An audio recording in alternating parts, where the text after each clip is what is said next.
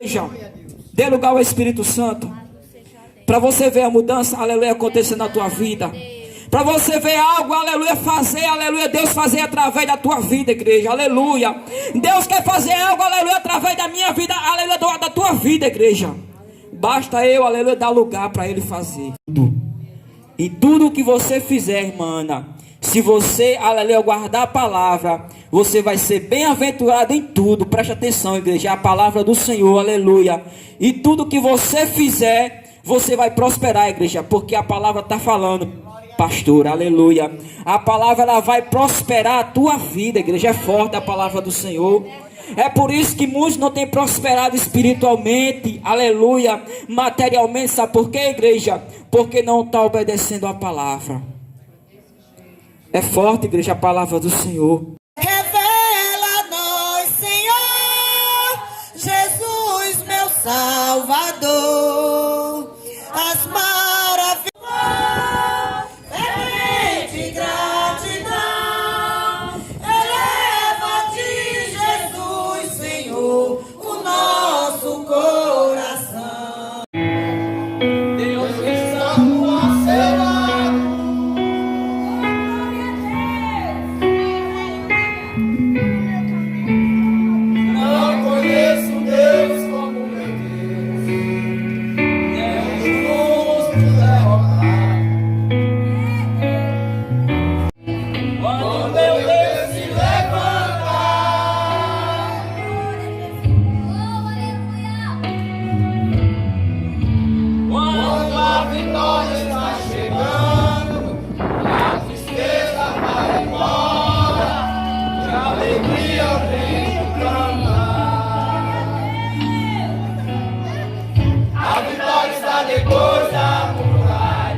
Muito triste, porque ele diz: olha, eu cheguei numa igreja e tal, e mal cheguei, vi os irmãos no mistério e tal, e começa a criticar. Isso é típico de quem está caído mesmo. Essa é a verdade.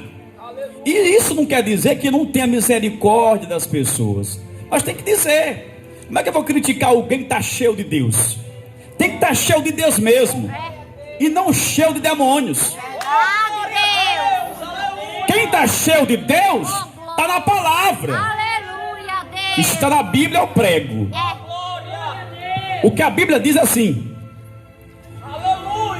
que nós devemos nos encher do Espírito Santo, e não de contenda ou do vinho forte. Então ser cheio é bíblico. Deixa o outro se encher, e se não tiver cheio ainda, procure se encher também. É verdade. E ele criticava a igreja que ele foi visitar e me contou, criticando o crente cheio. Ora, o sujeito vazio ainda quer criticar quem está cheio. E eu entrei aqui e me lembrei disso, e agora me lembrei de novo. Ele disse: mal começou o culto, irmão, e os irmãos já estavam no mistério. Graças a Deus. Amém por isso, porque a igreja não estava morta. Graças a Deus. Então está todo mundo ligado, sim ou não? Então quem está ligado recebe com mais facilidade. E quem não está cheio, ou pelo menos mostrando que está cheio para todo mundo ver, mas às vezes está cheio e ninguém está vendo, mas Deus está vendo. O importante é ser cheio. Amém. Ou pulando ou não, mas temos que estar cheios de Deus. Glória a Deus. Quando você está cheio de Deus, não se engane, você não dá espaço para entrar qualquer coisa na sua cabeça. Não tem como. É como um copo que transborda, e quando transborda, aí você não tem mais espaço para dar para, sabe, tristeza entrar, o inimigo entrar e falar coisas indevidas na sua mente. Você tem que ser preenchido de Deus. Porque uma coisa eu vou pregar e não vou negar: problema todo mundo tem, mas estando cheio de Deus, não se entrega, não é derrotado, porque o que está em você é bem mais forte do que aquele que vem do mundo. É o Espírito Santo. E tem gente que acredita, eu vou pregar sobre outra coisa, porque Deus me levou para cá. Tem gente que acha que crente A ou B é de ferro, é porque não passa por luta que eu passo. Passa, e nem é de ferro não. A questão é porque se enche de Deus, sabe? Busca a Deus o que a força, e encontra. Porque a Bíblia também diz que quem busca encontra. Se buscar em Deus, encontra a Deus, encontra o quê? A força que vem dele. Então nós temos que buscar de Deus o melhor, as forças. Abra a sua Bíblia no livro de Atos, Atos dos Apóstolos. O livro de Atos, o capítulo de número 13. Atos 13. Glórias a Deus. Atos capítulo 13. Uma palavra forte para os irmãos nessa noite. Uma palavra que creio que vai falar com cada um de nós. Eu acredito assim, porque a palavra de Deus tem endereço certo. Capítulo 13 de Atos dos Apóstolos. Glórias a Deus. Os que encontraram, diga aleluia. Passemos a ler a partir do verso de número 4. Verso 4 diz: E assim estes, enviados pelo Espírito Santo, desceram a Seleucia, e dali navegaram para Chipre, e chegados a Salamina, anunciavam a palavra de Deus nas sinagogas dos judeus, e tinham também a João como cooperador. E havendo atravessado a ilha até Pafos, acharam um certo judeu mágico, falso profeta, chamado Bar Jesus, o qual estava com o procônsul Sérgio Paulo, varão prudente. Este chamando a si Barnabé e Saulo, procurava muito ouvir a palavra de Deus, mas resistiu-lhes Elimas, o encantador, porque assim se interpreta o seu nome, procurando apartar da fé o procônsul. Todavia Saulo, que também se chamava Paulo, cheio do Espírito Santo, e fixando os olhos nele, disse: Ó filho do diabo, cheio de todo engano e de toda malícia, inimigo de toda a justiça, não cessarás de perturbar os retos caminhos do Senhor? Eis aí, pois, agora contra ti a mão do Senhor, e ficarás cego, sem ver o sol por algum tempo. Deus forte, aqui está a palavra pregoada que vai ser ministrada pela tua infinita misericórdia. Nesta noite, Pai amado e querido, seja feita a tua vontade, em nome de Jesus. Diga: eu creio. Amados, esta palavra é conhecida no capítulo 13 de Atos, e esta passagem revela algo muito interessante, e eu já vou aqui deixar para os amados irmãos o que Deus me fez entender através desta passagem, porque a palavra é para ser vivida, mas antes tem que ser compreendida, para viver depois que compreendê-la. E eu compreendo da parte de Deus algo muito interessante. Barnabé e Saulo, que também se chamava Paulo, eles estão na igreja, numa igreja, aleluia, de Antioquia. E nessa igreja estava Barnabé, estava Simeão, estava Lúcio, estava Manaém e outros pregadores e profetas que dirigiam aquela igreja em Antioquia.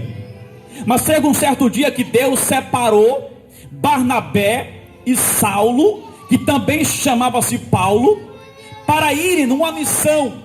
A Bíblia diz, preste atenção, que eles saem porque o Espírito Santo separou os dois. Aleluia. E eu fico assim observando como naquela época o Espírito Santo, ele separava as pessoas para a obra. Interessante. Quem indicava a pessoa era o Espírito Santo. Quem levantava o caído era o Espírito Santo. E quem enviava para missões também era o Espírito Santo. Nos dias de hoje, muita gente se apresenta, aleluia, para ser profeta. Hoje, não todos os casos, mas muitas vezes, pessoas se apresentam, se propõem a ser profeta, tá? Se propõem a ser pregador. Há uma moda por aí, das pessoas se apresentarem como pregador, como pastor, como missionário. Mas na época de Jesus, na época de Paulo e dos apóstolos, o Espírito Santo é quem levantava o pregador, é quem dava força ao pregador, é quem sustentava ele e quem enviava para ir e para voltar. Era o Espírito Santo. E é por isso que ali, como o Espírito Santo estava sustentando o pregador, tudo que levantava-se contra eles caía por terra. Por quê? Porque o próprio Espírito estava sustentando cada um deles. Mas quando nós não temos, aleluia, a chamada para tal oportunidade, ou para tal ofício, aí não suporta, e tudo vai de água abaixo. Quem diz é a palavra, que os dois são separados para uma obra. Tinha aqui uma equipe de pregadores, mas dois foram separados. Mas quando eles vão para outra região, o texto vai dizer que Paulo, que também era Saulo, ou Saulo era Paulo, ele chega nesta outra cidade, nesta outra região. Quem diz é a palavra, que Paulo e Barnabé, eles pegam um transporte, um navio, e vão para uma ilha muito longe. Preste atenção, para uma ilha muito distante. E quando chegam na ilha, o que ele encontra lá, pessoal? O que? Coco? Não. Quando chegam numa ilha, encontra alguns poucos moradores que ainda precisavam ser evangelizados. Mas quando chega lá, de surpresa encontra quem, meu irmão Jair? Encontra um macumbeiro, encontra um encantador, um enganador, um mágico. Esse mágico, ele trabalhava com reza, ele trabalhava com astrologia, com signo. Ele chegava na casa da pessoa e dizia assim: qual o seu signo? E alguém dizia: é touro. Aí ele dizia assim: você tem muita força, você vai vencer com a sua amarrada do touro. E você tem, qual o seu signo? É peixes. Então você é uma bênção, você vai vencer o mar, vai vencer as águas, vai vencer a tempestade.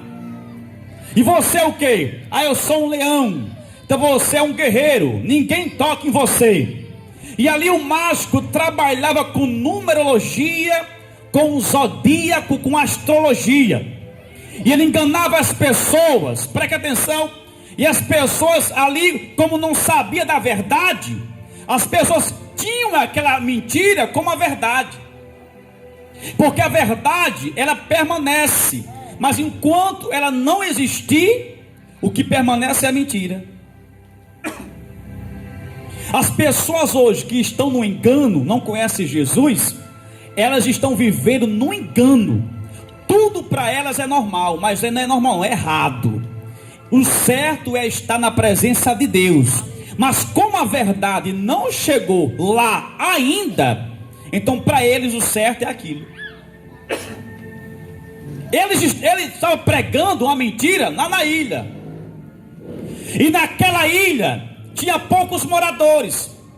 Mas quando Paulo chega lá, encontra um discurso mentiroso deste homem. E aquele discurso era uma semente plantada naquelas redondezas. Eu aprendo algo interessante aqui.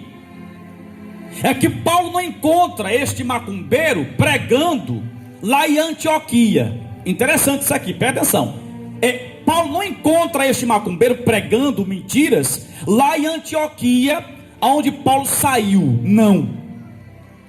Paulo não encontra este feiticeiro ministrando mentira no meio da rua, no lugar público. Não. Ele encontra este homem levando a mentira do diabo dentro de uma ilha. Sabe o que eu aprendo aqui? É que tem gente que é de Deus, mas não prega mais na via pública, não faz mais culto na praça, não sai para evangelizar de porta em porta, enquanto que os filhos do diabo atravessam o mar e vai lá para uma ilha fazer a obra do diabo. Os filhos das trevas são mais prudentes dos que os filhos da luz. Eles, quando querem fazer uma coisa, fazem mesmo, e não tem preguiça.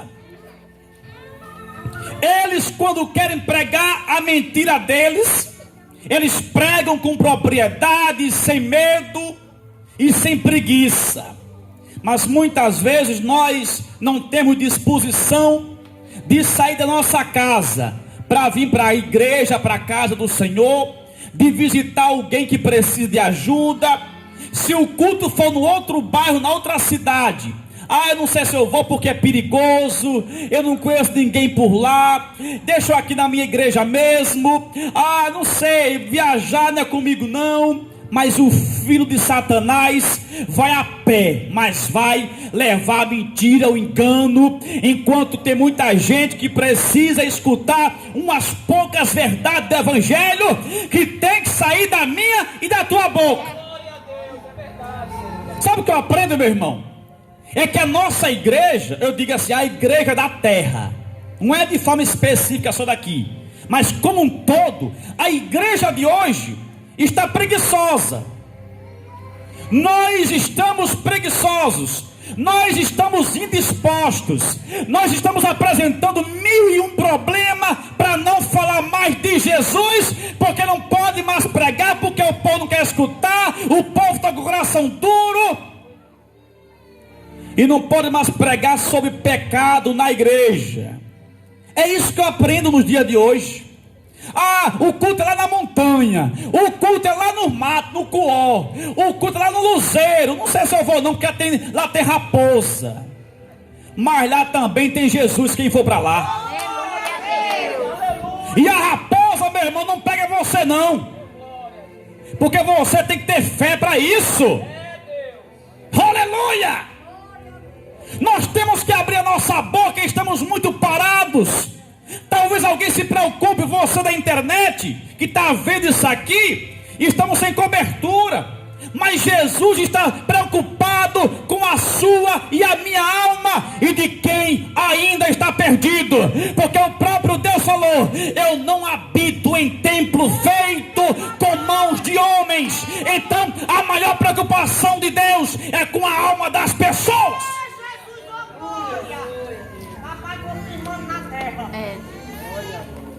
Mas Jesus nos deu autoridade para pregar o evangelho. Mas tem muitas pessoas que quando olham para a ilha, para a montanha, é muito forte, a ilha é muito alta. Eu estou bem, já orei. Mas tem muita gente que não ora mais e que nunca mais escutou uma mensagem bíblica. E nós temos, aleluia, essa obrigação de falar de Jesus. A não ser que o sujeito, sabe, escandalize, sabe, fale mal de você, empurre você, aí você volta. Mas se tem alguém querendo e precisando ouvir a palavra, nós temos que ir na montanha, desce montanha, sobe montanha, é o morro, aonde for, aonde tem um culto eu vou participar, aonde é o culto hoje, na praça eu vou, é a cruzada eu vou, é debaixo de chuva eu vou, é no rádio eu vou, na internet eu vou. Irmão, nós temos que ser diferente. A busca por Jesus não pode parar. Se a igreja parar de buscar Jesus, quem perde é ela, porque o diabo não para de agir contra a igreja. E nós estamos parando, nos acomodando com o que já recebemos, nos acomodando com o que estamos vendo. O mundo é assim mesmo, mas eu não aceito.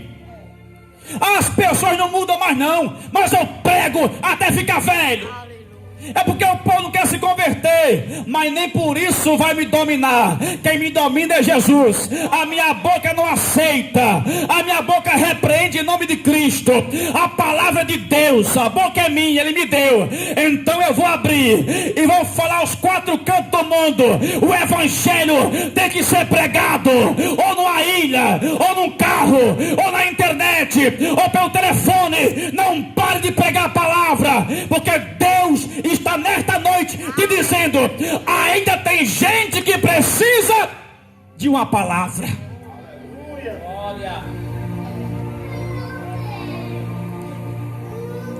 Como não foi de um crente Nenhum crente tinha ido na ilha pregar para aquelas pessoas, porque a ilha é um lugar de difícil acesso. Ah, se for longe eu não posso ir. Interessante, né? A ilha é perigosa, não vou não prega ali não sei, é melhor num bairro mais moderno.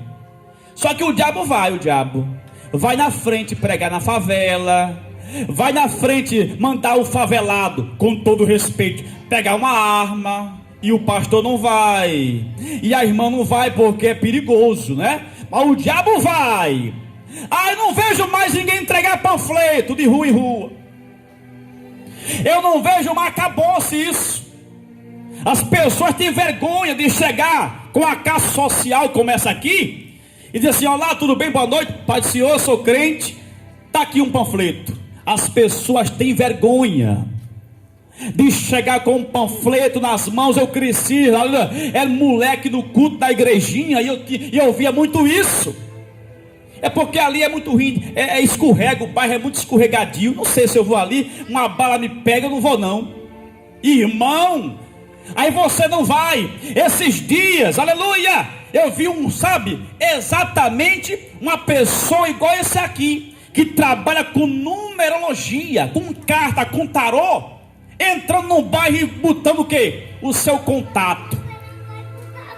Eu trabalho com tarô, desmancho casamento, faço casamento, abro caminho, abro porta, assim assado, zap, contato, e-mail.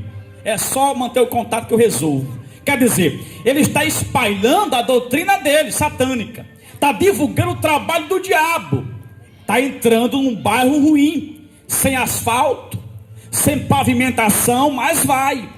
Então ninguém vai na ilha, mas o enviado do inimigo vai. E se ele for na frente, vai o que? Ensinando uma verdade mentirosa, a mentira. E indo na frente tem mais vantagem. Para desfazer o que é ensinado primeiro, tem que trabalhar muito. Eu digo muito que é melhor sofrer para não errar do que ficar sofrendo para desfazer um prejuízo depois. Então o trabalho de ir para uma ilha pregar, ou seja, o trabalho de pregar para a sua família, para um desviado, um afastado, é duro. Mas é pior ainda quando ele já conhece outro ensino diabólico, que para tirar da mente dele tudo aquilo é mais complicado ainda. Então Paulo chega, Saulo de Tarso, Barnabé naquela ilha, e havia um homem muito prudente, quer dizer, um de coração bom, coração bacana para Deus. Este homem se chamava Paulo, era outro Paulo, era Sérgio Paulo, um homem de muita autoridade e prudente. Mas só que ele estava dando ouvido a quem?